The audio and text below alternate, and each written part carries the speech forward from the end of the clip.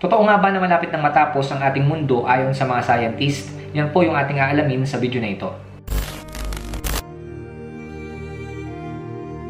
Kapag ang katapusan na ng mundo ang pinag-uusapan, ang religion po at ang science, nagkakasundo po sila dito. Ibig sabihin po mga kapatid, wala na pong debate-debate. Magugunaw po at magugunaw ang mundo. Yun nga lang po mga kapatid, wala pong nakakaalam talaga kung kailan magugunaw yung ating mundo at sa kung papaanong paraan. Ngayon po mga kapatid, kung babase po tayo sa Biblia, base po sa mga nangyayari po sa paligid po natin ngayon, makikita po natin na talagang malapit na po tayo doon sa katapusan. Ang katotohanan nga po mga kapatid, tayo po ngayon ay nasa mga huling araw na. Marami na po mga nagaganap po ngayon na patunay na talagang malapit na po tayo doon po sa katapusan. Ganun din po mga kapatid yung science, bagamat hindi po sila naniniwala na talagang malapit nang matapos yung mundo, pero sinasabi po nila na nagsisimula na po ito sa panahon po natin ngayon. Sinasabi po ng maraming scientists na kapag hindi po iningatan ng maraming tao yung ating mundo, siguradong mapapabilis po yung pagkasira po nito. Sa katunayan nga po mga kapatid, meron pong isang NASA climate scientist na naging emosyonal dun po sa isang protesta. Nagbigay po siya ng babala sa mga tao na kapag di raw po sineryoso ng mga tao yung issue patungkol sa climate change,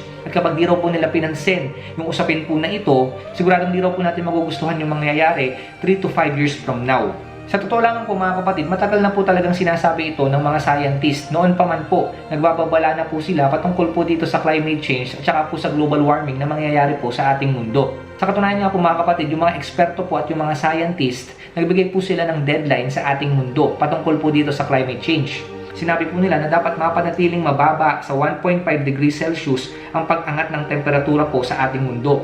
Kasi po mga kapatid, sinabi po nila na kapag hindi po nangyari yan by 2030 o mas maaga pa po doon, tuluyan po na makakaranas po yung mundo po natin ng sobrang init po talaga na temperatura. At ito raw po ay hindi na po masusolusyonan kung hindi raw po mamimit yung deadline. Dito na po magsisimula yung mga matitinding sakuna. Magkakaroon po ng matitinding mga bagyo, paggunaw po ng mga yelo, wildfire, hailstorm, at marami pa pong mga sakuna na pwede pong mangyari dahil po sa climate change. Nasabi po nila na talagang iinit po ng sobra yung mundo at sa pamamagitan po niyan, marami pong mamamatay na tao. Dahil mauubusan po ng mga pagkain, mauubusan po ng iba't ibang mga resources, at magkakaroon po ng marami pa pong mga tagtuyot na sigurado po ikakamatay po ng maraming tao. So yan po mga kapatid yung inaasahan po ng mga scientist kung di raw po natin bibigyan pansin itong climate change. Ngayon po mga kapatid, yung deadline po na yan na sinasabi po nila, hindi pa po yan yung katapusan ng mundo. Kung sinasabi nga po nila na by 2030 o kaya man 3 to 5 years from now, hindi pa rin po talaga seryosohin ng mga tayo ang climate change, sinasabi po nila na doon na po magsisimula yung mga matitinding mangyayari po sa ating mundo. Kaya dapat po mga kapatid, agapan daw po yun. Nakita naman po natin mga kapatid kung paano po kaseryoso po yung mga scientists patungkol po dito sa global warming o kaya man po sa climate change. Nakita po natin na talagang nagprotest po sila. Actually, sa buong mundo po, libo-libo pong mga scientists ang nagprotesta po patungkol po dito. Kasi po naniniwala po sila na talagang hindi raw po natin magugustuhan yung mangyayari kung di po natin ito seryosohin. Itong mga scientists po nito mga kapatid, talagang seryoso po sila sa ginagawa po nila. Madalang na din po tayo makakita ng mga ganyang klaseng pagbibigay po ng warning para po sa mga tao. So ibig sabihin po mga kapatid, ito po ay talagang seryosong usapin. At alam naman po natin mga kapatid na hindi naman sila basta-basta magsasabi ng ganon kung hindi po yun totoo. Ngayon po mga kapatid, bilang mga Kristiyano po, ano po yung dapat nating gawin base po sa mga sinasabi po ng mga scientist po na yan? Dapat po ba natin silang paniwalaan or dapat po natin sundin yung mga sinasabi nila? Sa totoo lang po mga kapatid, opo, sila po mga kapatid ay nag-aral pong mabuti. Nag-research po silang mabuti. Talaga meron po silang wisdom na ginamit po. So mga kapatid, kung nakikita po natin na makakatulong po yan para sa ating mundo, yung sinasabi po nila, at hindi naman po talaga yan nakakasama, sundin po natin. Wala pong masama na sundin po natin yung mga scientist patungkol po dito sa pag-ayos po ng ating mundo. Bagamat wala pong sinasabi yung Biblia patungkol po sa climate change o ano po yung mga dapat maging tugon po natin dito. Pero mga kapatid, since nasa mundo po tayo at naninirahan po tayo dito sa mundo po na ito,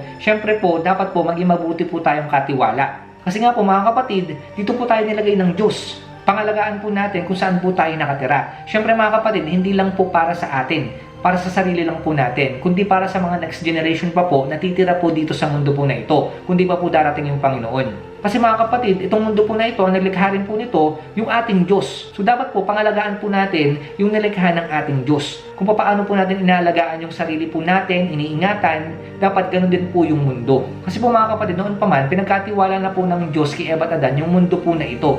Sabi nga po dito sa Genesis chapter 1, verse 27 to 28. Nilalang nga ng Diyos ang tao ayon sa kanyang larawan. Sila'y kanyang nilalang na isang lalaki at isang babae, at sila'y pinagpala niya. Sinabi niya, Magpakarami kayo at punuin ninyo ng inyong mga anak ang buong daigdig at kayo ang mamahala nito.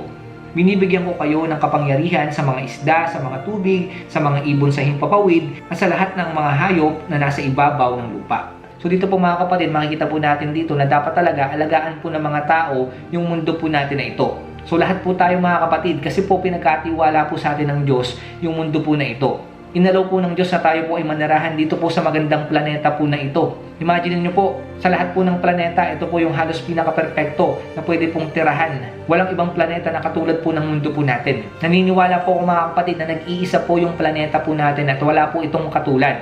Espesyal po yung planeta po natin. Kasi nga po mga kapatid, dito po tayo pinatira ng ating Diyos. Espesyal po tayo sa Diyos. So dadalhin din po tayo ng Diyos sa espesyal na lugar. At ito nga po yun yung mundo po na ito. So mga kapatid, gawin po natin yung best po natin, yung part po natin para pangalagaan po yung mundo po na ito. Kahit po sa maliit po na paraan. Kung ano po yung kaya nyo pong gawin para po pangalagaan yung mundo po na ito, gawin nyo po. Pwede po kayo mag-recycle ng mga pwedeng i-recycle para po hindi dumami yung basura. Pwede rin po kayo magtanim ng mga puno po. Palitan nyo po yung mga punong pinutol. Bawasan po yung mga paggamit ng mga fossil fuels. Bawasan din po yung paggamit ng mga enerhiya na makakaapekto po sa ating kalikasan. At marami pa pong iba mga kapatid. Nasa inyo po yan kung paano nyo po iingatan yung mundo po natin na ito. Ngayon po mga kapatid, kailangan nyo rin pong malaman to at ito rin po kasi yung realidad na kahit gaano po yung alaga natin sa mundo po na ito, kahit gaano pa po natin siyang ingatan, darating po at darating sa point na yung mundo po natin talagang magugunaw. Mawawasak po talaga yung mundo po natin sa ayaw mo natin at sa gusto. Kung babasahin nga po natin yung Bible, makikita po natin doon, nasa tribulation pa lang, makikita po natin na unti-unti na po talagang masisira yung ating mundo. Pero mga kapatid, yan po sa 7 years ng tribulation po na yan, wala po diyang kinalaman yung climate change. Kasi po mga kapatid, may iba't ibang gagamitin po yung Diyos para po matupad yung mga propesiya po sa Biblia. Actually mga kapatid, kaya meron pong 7 years na tribulation, yan po ay resulta po ng puot po ng Diyos. Ngayon mga kapatid, after po ng tribulation, hindi pa naman po kasi totally magugunaw po yung mundo. Kung titignan nga po natin, babalik po ulit sa ayos, magiging maganda po siya for 1,000 years dahil nga po sa pamumuno ng ating Panginoong Kristo. So makikita po natin mga kapatid dito na hindi po totally masisira pa po yung mundo. Kaya dapat po pangalagaan po talaga natin yung mundo po na ito. Kahit alam po natin na patungo na po ito doon po sa pagkagunaw. Kung sa tribulation, 7 years po na mararanasan ng tao yung impyerno dito sa lupa, pagdating naman po ng 1,000 years na paghahari ng ating Panginoong Kristo dito sa mundo, mararanasan naman po ng mga tao yung langit dito po sa lupa. Kaya mga kapatid, hindi porket papunta na po tayo dun sa pagkagunaw ng mundo, ay hahayaan na po natin unti-unting masira po ito. Hindi po mga kapatid, kailangan po natin itong alagaan pa po. Dahil mga kapatid, after 1,000 years pa po ng pag-rule ni Jesus, magugunaw po yung mundo po na ito.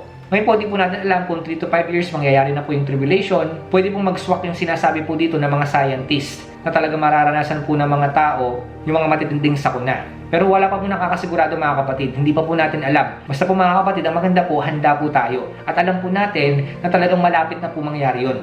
Base na po yan sa sinasabi po ng Biblia at base na rin po yan sa sinasabi po ng siyensya. Nakikita po natin mga kapatid, unti-unti na po silang nagtutugma. So mga kapatid, malinaw po na magugunaw po yung ating mundo. Hindi po natin alam kung kailan at hindi po natin alam kung sa papaanong paraan. Pero malinaw po, ito po yung sinasabi ng Biblia. Ang sabi po sa 2 Peter chapter 3 verse 10 to 12. Ngunit ang araw ng Panginoon ay darating tulad ng isang magnanakaw.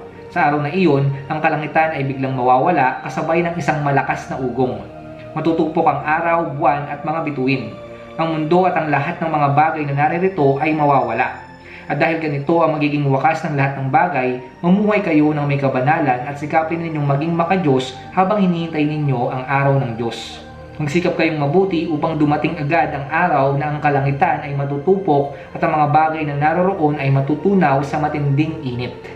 Makikita po natin dito mga kapatid na malaki po yung part ng apoy o kaya man po yung init sa pagkagunaw po ng mundo. So hindi po natin alam kung paano po magugunaw. Pero ito po yung malinaw na sinasabi po ng Biblia. So natural lamang po na nalilipas po talaga yung mundo at yan po yung kalooban po ng Diyos mga kapatid. Pero mga kapatid, tandaan nyo rin po, meron pong paparating na bagong langit at bagong lupa. At dyan po tayo talaga maninirahan. Yan po yung ating tunay na tahanan sa pamamagitan po ng ating Panginoong Kristo. Kaya mga kapatid, dapat po tulungan po natin yung ating mga kapatid na maaaring hindi pa po kilala yung Panginoong Kristo, madala po natin sila doon po sa ating Panginoong Kristo. Nang sa ganun po, magkaroon din po sila ng buhay na walang hanggan at maranasan po nila yung bagong langit at bagong lupa. So yun lamang po mga kapatid ang gusto kong bahagi sa inyo. Sana po may natutunan kayo sa ating tinalaki ngayon. Hanggang sa muli po, magkita-kita po tayo. Salamat po sa inyong panonood. Pagpalain po kayo ng Diyos. God bless po.